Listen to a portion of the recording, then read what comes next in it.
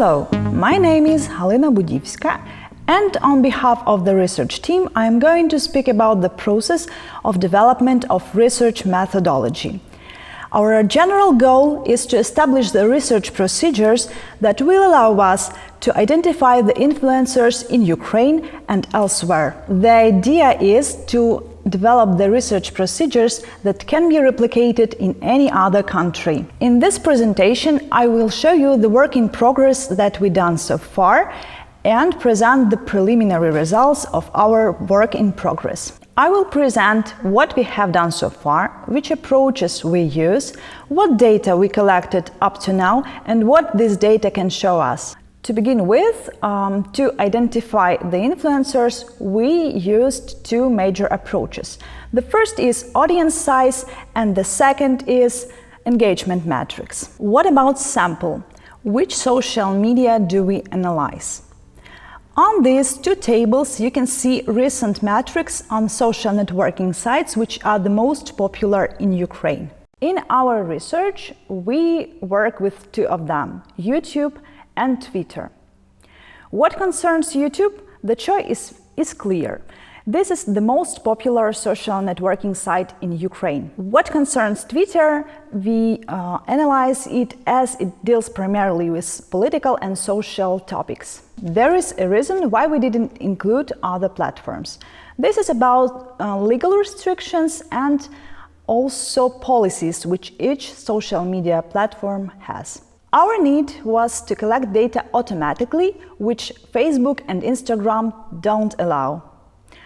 And what concerns Vkontakte and Odnoklassniki, they are banned from use in Ukraine. In this presentation, I will talk about YouTube, as Twitter part is only on the very first stage of our work. What concerns YouTube, we already have some information to share with you. At the very beginning, we purposefully selected 10 videos of our interest, which are both popular and relevant. When I say relevant, I mean that they deal with the topics of news, politics, and social issues. Then we got 50 videos which are related to these 10 selected ones. When I say related, I mean that YouTube algorithm sees them as related.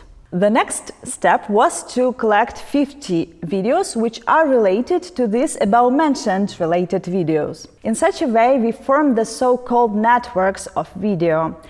And what concerns specific numbers, I will show them later in this presentation. We started with the video level and collected video details, such as video ID, the date and time of publication, channel's ID, video title, video descriptions and tags.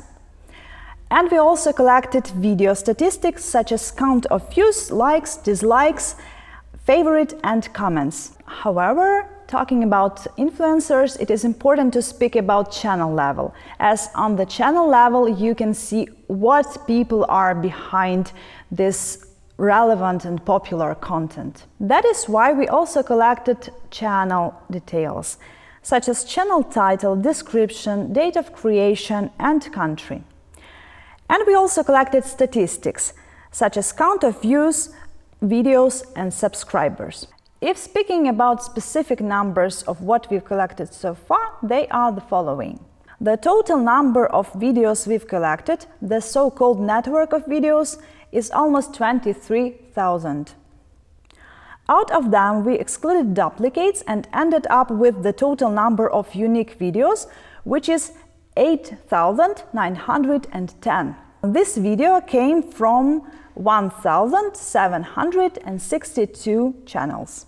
Out of these channels, 793 users said that they are from Ukraine, and 380 channels did not assign this information in their profile. The total number of channels from these two categories is 1,173. All the rest channels were excluded to make our research more focused and feasible in terms of the amount of data to collect. Currently, we are in the process of collecting relevant data on the channel level. We collected total number of views and total number of subscribers. The information about video levels, such as likes and comments, is still to be collected. On this slide, you can look at the distribution of views on the channels from Ukraine and the channels that didn't assign this category. In our research, we focused on these two country categories. On the vertical axis, you can see the number of channels. On the horizontal axis, you can see the number of views that the channels have. Please bear in mind that the numbers are in thousands of views. In the approach taken in this research, channels at the right end of the graph are the most interesting for us.